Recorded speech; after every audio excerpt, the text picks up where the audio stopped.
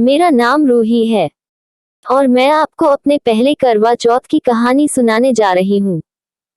मेरे पति आर्मी में है और उन्होंने एक हफ्ते पहले ही मुझे फोन करके बोल दिया था कि इस बार करवा चौथ पर छुट्टी नहीं मिलेगी। करवा चौथ के एक दिन पहले मेरी सासू माँ ने सरगृही का सामान दिया था, जिसमें से कुछ खाने की चीजें थी। मैंने सुबह सुबह खा ली ताकि पूरे दिन खाली पेट शरीर को थोड़ा शक्ति मिलती रहे। करवा चौथ के दिन मेरा मूड अच्छा नहीं था क्योंकि मेरे पति ही मेरे साथ नहीं थे। शाम के वक्त मैं और मेरी सासू माँ पास के घर में करवे पूजा के लिए गए। जब हम पूजा के लिए आ रहे थे तो मेरा फोन बजा और मैंने देखा कि मेरे पति का फोन आया था। जब मैंने फोन उठाया तो मेरे पति ने मुझसे पूछा कि चाय पी ली। मैंने कहा कि अभी नहीं, थोड़ी देर में पीऊंगी। अभी मैं और मेरे पति बात ही कर रहे थे कि तभी मुझे उनके फोन से किसी के चीखने की आवाज आई। मैंने तुरंत अपने पति से पूछा कि ये पीछे कैसी आवाज आ रही है। तो पति ने हड़बड़ाहट में कहा कि सुनो, मैं फोन रखता हूँ, थोड़ी देर में करूंगा। बस ये कहकर मेरे पति ने फोन काट दिया। मैं तो जैसे घबरा गई। मेरे मन में बुरे ख्याल आने लगे थे। चूंकि मेरे पति ड्यूटी पर थे, मैं सोच रही थी कि कहीं आतंकियों के साथ मुठभेड़ ना हो गई हो। अब मेरा मन घबरा रहा था। मैंने सासू माँ को कुछ नहीं बताया, बस अपने पति के फोन का इंतजार करने लगी।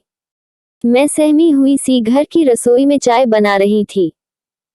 तभी मेरे पति का फोन आया। मैंने फोन उठाते ही कई प्रश्न पूछ डाले। क्या हुआ? वो आवाज कैसी थी? आप ठीक तो हो? मेरे पति ने कोई जवाब नहीं दिया।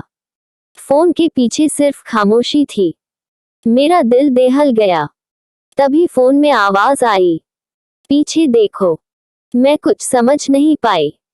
मैंने फिर पूछा, अरे क्या हुआ?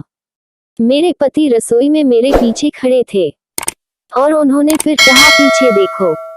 मैंने जब अपने पति को अपने पास देखा तो इतना जोर से उन्हें गले लगाया कि पूछिए मत। वो मेरी जिंदगी का सबसे खुशी का पल था। मैंने अपने पति से पूछा कि फोन में वो अजीब से आवाज कैसी थी। तो उन्होंने बताया कि बस स्टैंड से घर आते हुए किसी चोर ने एक आदमी का पर्स चुरा लिया था और जब मैंने देखा तो उसे पकड़ने भाग निकला। ये सुनकर मैंने अपने पति को गुस्से में कहा, कभी तो ड्यूटी छोड़ दिया करो। मैं तो डर ही गई थी। ये सुन मेरे पति ने कहा कि एक फौजी की ड्यूटी कभी खत्म नहीं होती, और ये सुनकर मुझे उन पर बहुत गर्व हुआ। मेरे पति को तो करवा चौथ के दिन छुट्टी मिल गई, लेकिन हजारों लाखों फौजियों को छुट्टी नहीं मिलती। ये लोग त्योहारों के दिन भी अपने देश की रक्षा करते हैं, जो कि बहुत सराहनीय बात है। जब मैं रात को अपने पति के साथ व्रत खोल रही थी तो मेरी खुशी का कोई ठिकाना नहीं था। मुझे ऐसा लग रहा था कि मैं दुनिया की सबसे खुशकिस्मत लड़की